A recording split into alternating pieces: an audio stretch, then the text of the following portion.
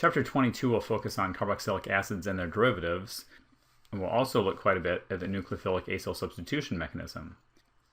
If we're going to talk about carboxylic acids and their derivatives, we need to look at the structures and the different types of functional groups that exist. So we can start with carboxylic acids.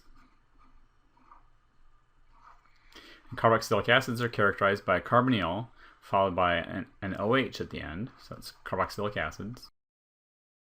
We can have acid halides, which are carbonyl with some kind of an X. So acid halide is the generic category, while within that category we can have an acid bromide or an acid chloride.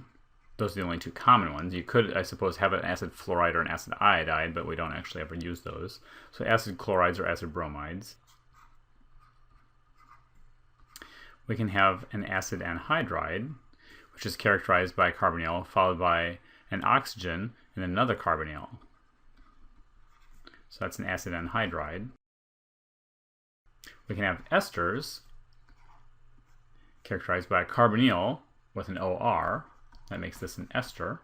People commonly switch ester and ether. Remember, an ether is an oxygen with carbons on both sides.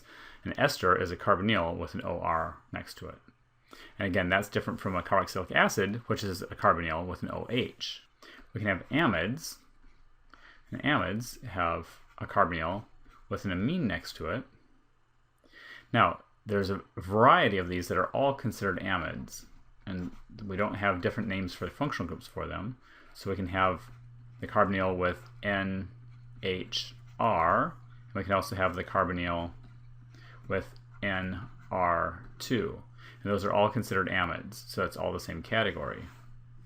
And part of that has to do with reactivity.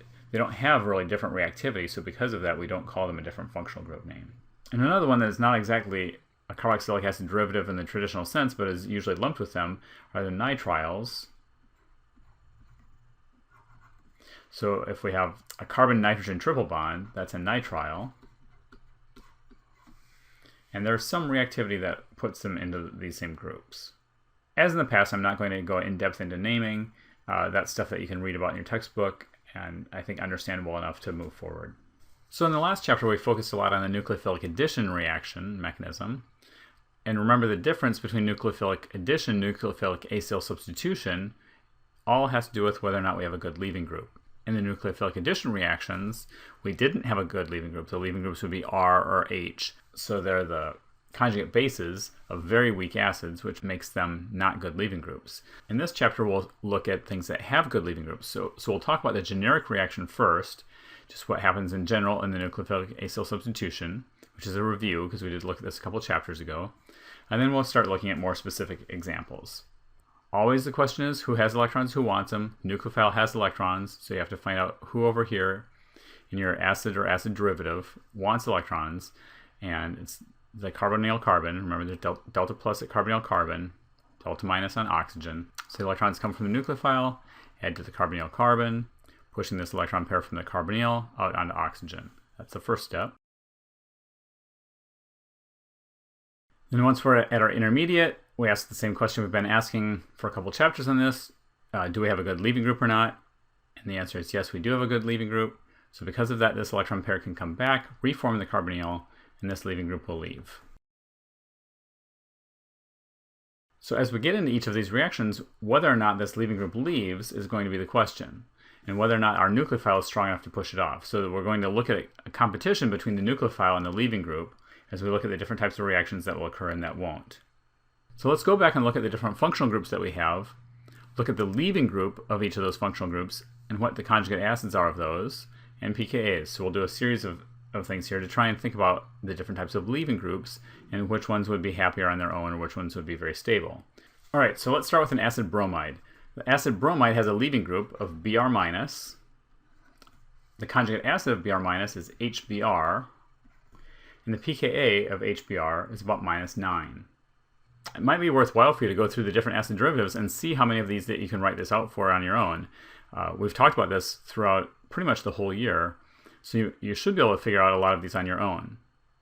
I'll write down the acid derivatives on the left just to kind of remind us of which ones we're looking for, and see if you can fill in the rest of the table, and then I'll go back and fill it in.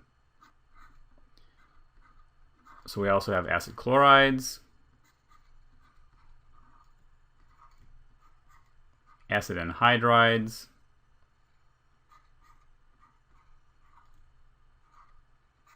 esters,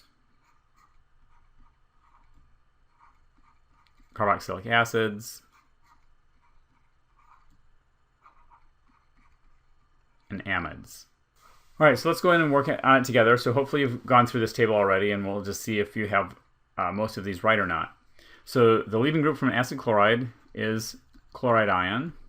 The conjugate acid of chloride ion is HCl, hydrochloric acid. The pK of hydrochloric acid is about -7.